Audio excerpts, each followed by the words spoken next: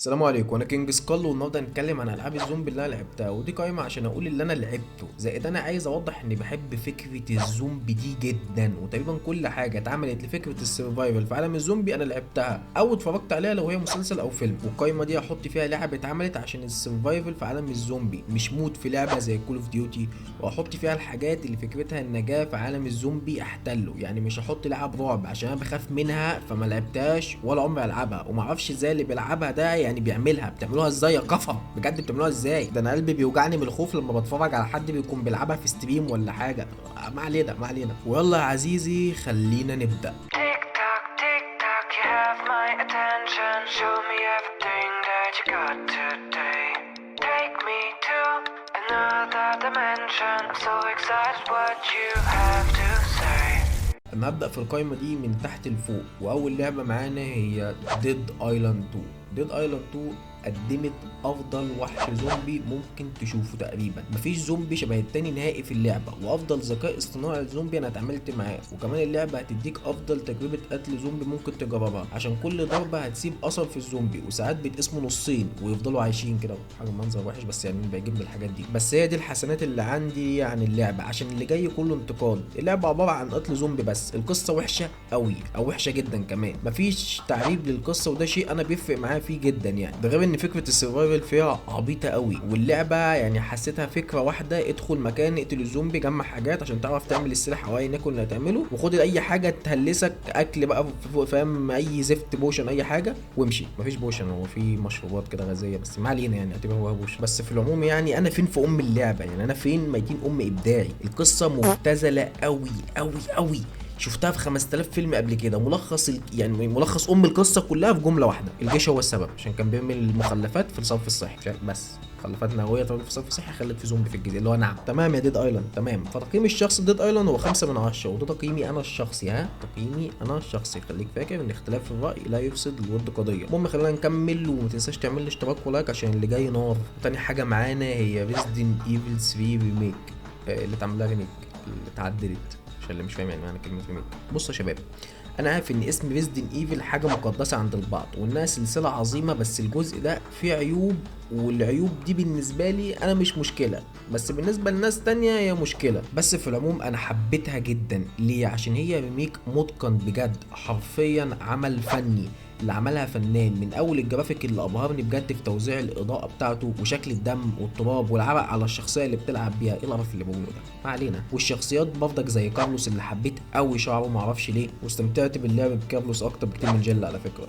والزومبي حبيتهم جدا بجد. الزومبي يا جدعان لما بتقتلهم ويبان اثر الطلق عليهم كده بيبقى شيء جامد، والله بجد بيبقى شيء جامد جدا. ما عدا كارلوس بقى، فكارلوس كان جاي معاه بمصارعه، كان فاكر نفسه جون سينا تقريبا يعني. اسلوب اللعب بتاعه كان عاجبني بصراحه، فاهم، كل شويه بوكسات وحركات، بس الموضوع كان حلو يعني. واسلوب اللعب كان حلو جدا. هو شوتر ما عدا كارلوس يعني اللي كان فاكرها مصارعه، بس انا حبيته جدا وحسيته كويس جدا. والتنوع في الزومبي عادي، هم نفس بتوع الجزء الثاني، وفي ناس بتقول نفس بتوع السابع، بس انا ما جربتش غير الثاني، ودي حقيقه فعلا. هم 80% منهم بتوع الجزء الثاني. ده شيء وحش بس ما فرقش معايا. اولا عشان الزومبي هنا من النوع اللي انا بحبه، هو البطيء وكتير، يعني زومبي بطاء وكتير. تقول لي امال فين الوحش يا عم كينج؟ اقول لك الوحش انهم بيقولوا ان القصه ما فيهاش اي حل الغاز وسهله جدا، وحتى الميشن بقت سهله جدا، وفكره اضافه زر المراوغه خلت هزيمه البوسات سهله، وان القصه شالوا منها فكره حل الالغاز بتاعت كل جزء. انا بالنسبه لي دي اسباب مقنعه ان العبها، خصوصا اني داخل العب لعبه مش داخل اعمل عمليه. ايه يا جدعان؟ انا حابب قصه بسيطه مفهومه مع الزومبي من النوع اللي انا بحبه، مع فكره جميله واسلوب لعب بيعتمد على الشوتنج، جرافيك مرضي بالنسبه لي، وفكره سرفايفل كويسه جدا وعجبتني، وتقييمي ليها 9 من 10 عشان حوار التكرار ده مش احسن حاجه يعني. بس اللعبه حلوه جدا. لو عايز تجرب لعبه ممتعه وتحسسك كده بالتشويق وجرافيك يرضيك، فيعني انا شايف ريزيدنت ايفل 3 ريميك هي احسن لعبه. المهم نكمل ونخش في اللي بعده، واللي بعده هي وورلد وور زد.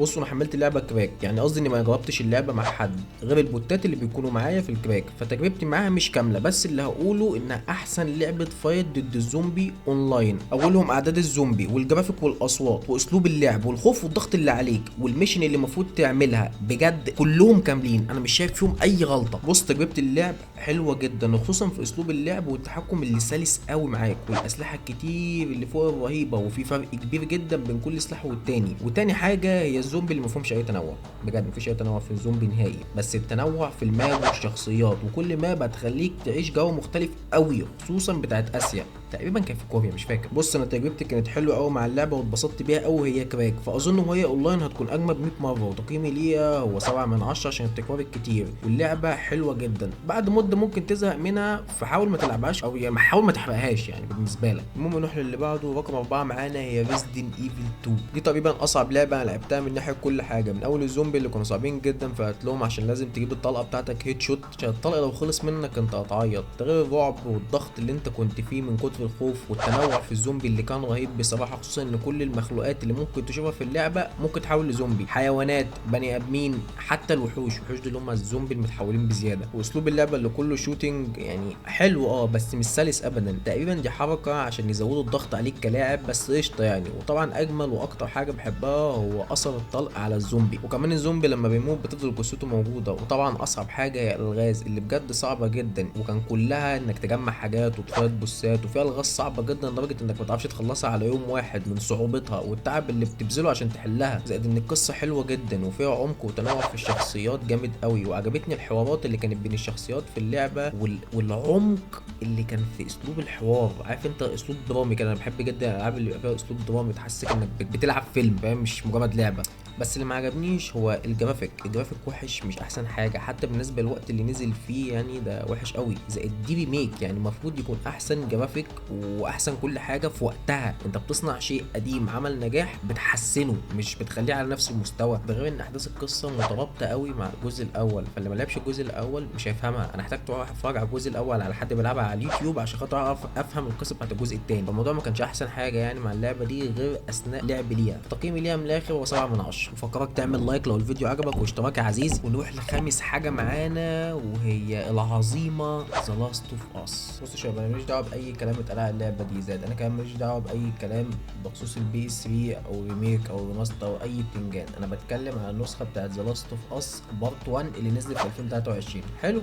نبدا بالجرافيك اللي حرفيا مفيش تجربه لعبه هتدي لك دراما وجمال في تعبير وش الشخصيات، سواء حزن او فرح زي اللعبه دي. وبلاش فرح عشان انا ما شفتش حد بيضحك في اللعبه دي نهائي، بس اللعبه بتقدر تبين لك الحزن والغضب والخوف على وش الشخصيات، وبيكون باين جدا، وبجد بيكون جميل، وبيخليك تستغرب ازاي دول شخصيات في لعبه. ده غير جرافيك العالم والتنوع البيئي اللي فيه، والمخلوقات اللي فيه الكتيره قوي. ده فيه قرود يا جدعان، اللعبه فيها قرود والزومبي وتنوع اشكالهم وتجربه قتلهم، وبرضك اثر الطلق والضرب اللي بيبان عليهم، ونظام السرفايفل الموجود معاهم، والاصوات اللي حرفيا مذهله. بجد اللعبه دي نظام الصوتيات فيها، سواء الموسيقى او الباك جراوند ميوزك او الشخصيات او سماش صوت الشخصيات، كل شيء معمول حسابه قوي بدقه عاليه في الصوت.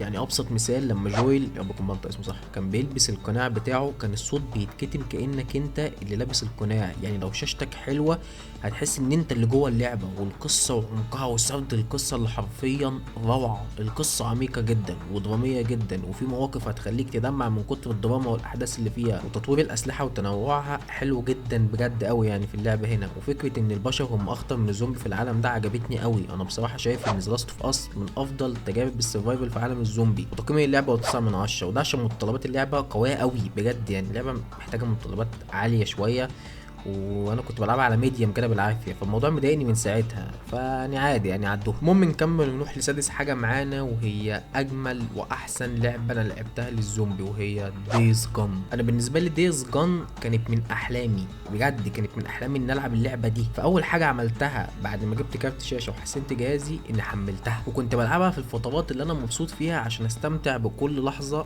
فيها. وكنت بخلي اخواتي قاعدين جنبي عشان يتفرجوا عليها وانا بلعبها، وكانت دايما يعني كل لحظه كانت بتبقى فارقه معايا قوي في اللعبه، لاني كنت مركز في كل كلمه بتتقال، كل حاجه كانت بتحصل فيها. اللعبه من كل النواحي عجباني وحبيتها. واللعبه دي انا ختمتها 3 مرات، مرتين على اليوتيوب ومره بنفسي، وكنت بجد في ال3 مرات مستمتع عشان اللعبه دي ادتني اجمل تجربه من كل شيء، من اول القصه وعمقها والاحداث الرهيبه اللي فيها، اللي كنت بستغرب قوي ازاي دي مش قصه فيلم او مسلسل. وقد ايه العلاقه اللي كانت بين ديكن بطل قصتنا وصاحب بوزر كانت علاقه قويه وجميله. وكنت دايما بقول يعني ايه الجمال ده، ايه الحلاوه دي، وقد ايه كرهت مرات ديكن عشان ست فيمينست وغبيه، وقد ايه في تنوع في الاعداء وحجم القصه الكبير قوي وحجم الخريطه الضخم والزومبي وعددهم وتجربه السرفايفل في العالم مختلفه وحلوه قوي، واعداد الزومبي المرعبه اللي المفروض تفايتهم. انا كنت يعني ببقى بعرق في عز البرد من كتر الخوف. انا بفايت ضدهم، والاصوات في اللعبه هي اكتر شيء مرعب، والقرار اللي هتاخده هيفرق قوي في القصه، والاسلحه متنوعه قوي بس مفيش تطوير، يعني تطوير بسيط عشان التطوير كله كان في الموتوسيكل بتاعك. انت بتبقى بتتنقل في الخريطه كلها من خلال الموتوسيكل. التليبورت يعني كان غريب شويه، مش قادر اشرحه كان ازاي، بس هو كان على حسب البنزين بتاعك هيكفي المشوار ده ولا لا، وعلى حسب المكان اللي انت هتروحه، هل انت منظف او مكلير الزومبي اللي في الطريق، يعني في حشود زومبي في الطريق. غير ان نسيت اتكلم عن علاقه ديكن بالموتوسيكل بتاعه، اللي عرفنا قد ايه هو بيحب الموتوسيكل بتاعه لما مراته طلبت ليله فرحهم انه يحبها اكتر ما بيحب الموتوسيكل. وبالنسبه للجرافيك هو مش احسن حاجه بس جميل ومش هيقول لا، والتنوع في الشخصيات الرئيسيه حلو جدا، بس الشخصيات الثانويه والزومبي متكررين جدا بجد يا جدعان، متكررين جدا جدا. انتوا مش مفهمين متكررين ازاي. انا بتهيألي مفيش غير هما اسطمبتين وهما بيكرروا فيهم بس اكتر واجمل حاجه عجبتني في اللعبه انها متدبلجه بالمصري. يعني لما كنت بخبط مثلا في شجره وانا سايق الموتوسيكل ولا حاجه، كان ديكن يقع مع الموتوسيكل يفضل يقوم ويزعق ويقول ايه القرف ده، قرف ايه القرف ده غير الجمل بتاعت شخصيات ثانويه زي كلمه اسمها ارتقي يا اخي يعني. لحد دلوقتي انا ونتاشا لما كنا عايزين نرخم على بعض بنقولها. خلاص ما علينا، المهم نكمل. بص انا عشت تجربه لعب جميله جدا وظريفه خالص مع ديز جان، عشان هي تقريبا يعني اول لعبه ستوري مود كنت اشوفها على اليوتيوب، وهي السبب اني كنت اسعى ان اشتري بي سي عشان اعرف العبها، وهي يعني هي وسايبر بانك بصراحه عشان ما كنتش بكذب. فتجربتي مع ديز جان حلوه جدا، وتقييمي ليها 8 من 10 عشان حوار التكرار ده صعب، حوار صعب يعني رغم حبي الشديد للعبه بس مش قادر اعديه. وبس يا عزيزي كده انا كنت لخصت لك معظم العاب الزومبي اللي انا لعبتها يعني وكده. انا لعبت العاب تانية، العاب على الموبايل والعاب تانية على البي سي وكده، بس دي احسن العاب انا لعبتها. بس حابب اوضح لك حاجه، لو انت وصلت للمرحله دي من الفيديو، لو انت وصلت للمرحله دي فانت بتتفرج على فيديوهاتي عشان كينج سكال، فاهم يعني، عشان مش محتوى اللي بقدمه، لا انت حبيبني انا. لو انت حبيبني انا فانا احب اقول لك ان انا يعني بحبك جدا وبشكرك جدا عشان انا ما وصلتش للمرحله دي غير بربنا ثم انت. وانا مش جيمر لعبه معينه، انا بلعب كل اللعب وقناتي بتكلم فيها على العاب كتير. انا بس ركزت الفتره اللي فاتت على البيون اونلاين عشان هي كانت معليه لي ريتش شويه، وانا كنت نفسي اوصل للالف بسرعه، فانا مش هتكلم على البيون اونلاين على طول. انا البيون لعبه زي اي لعبه لعبتها، والديسكورد وكده انا خليته الالبيون لفتره معينه، بعد كده الديسكورد هطوره اكتر بكتير واخليه يوصل لمرحله عاليه جدا بس لكل الالعاب. تاني مره انا بس حبيت اشكرك جامد خالص، عشان بجد يا عزيزي انت مش عارف انا القناه دي فارقه معايا ازاي، لاني كان دايما نفسي اعمل قناه يوتيوب، ومبسوط اني وصلت ل1000، ودي سلمه كبيره قوي قوي قوي انا وصلت لها، وان شاء الله ان شاء الله طول ما ربنا معايا ثم انتوا هوصل ل 100,000 و100 مليون اللي انا نفسي اوصل لها، وان شاء الله ان شاء الله يعني بربنا ثم انتوا هوصل. بس عايز شكرا، ما تنساش اللايك والاشتراك عشان بجد كينج سكال بيحبك. صح، والى اللقاء.